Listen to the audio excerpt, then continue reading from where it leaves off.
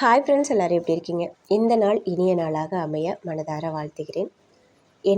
என்னுலகம் என் Bharathi YouTube சேனலை subscriber பண்ணாதவங்க please subscriber செஞ்சுட்டு பாருங்கள்.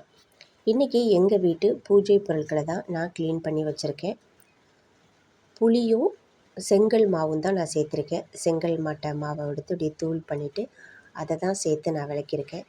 இப்படி விளக்குனாலே நல்ல பளிச்சுன்னு 10 நாள் வரைக்கும் அந்த பளபளப்பு மின்னிக்கிட்டே இருக்கும். அந்த அளவுக்கு செங்காமட்டையில் செங்கல் எடுத்து பவுட்ரு பண்ணி அதில் கொஞ்சமாக புளி சேர்த்துட்டு கொஞ்சம் லெமன் இருந்தால் சேர்த்துக்கலாம், இல்லைன்னா புளியும் செங்காமட்டையுமே போதும்.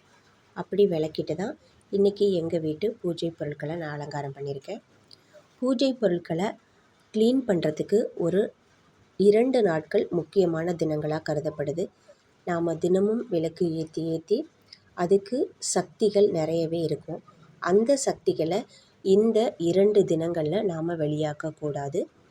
திங்கட்கிழமை இரவு 12 மணிலேருந்து புதன்கிழமை இரவு 12:30 மணி வரைக்கும் குபேர தன தாட்சியாயினி அப்படிங்கிற ஒரு நல்ல சக்தி நம்ம வீட்டு விளக்குகளில் குடியிருக்கும்.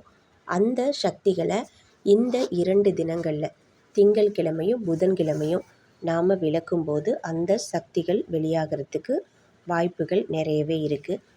அந்த 2 தினங்களை விடுத்துட்டு மற்ற தினங்களில் தான் நாம் பூஜை விளக்குகளை விளக்கணும். குறிப்பாக நம்ம வீட்டு காமாட்சி விளக்குலையும் குத்து விளக்குலையும் இந்த தன தாட்சியாயினி குடியிருக்காங்க. இந்த 2 தினங்களில் நாம் விளக்குகளை விளக்கக்கூடாது. விசேஷ நாட்களுக்கு முன்னதாகவே நாம் விளக்குகளை விளக்கியிருக்கணும். வாழ்க வளமுடன்.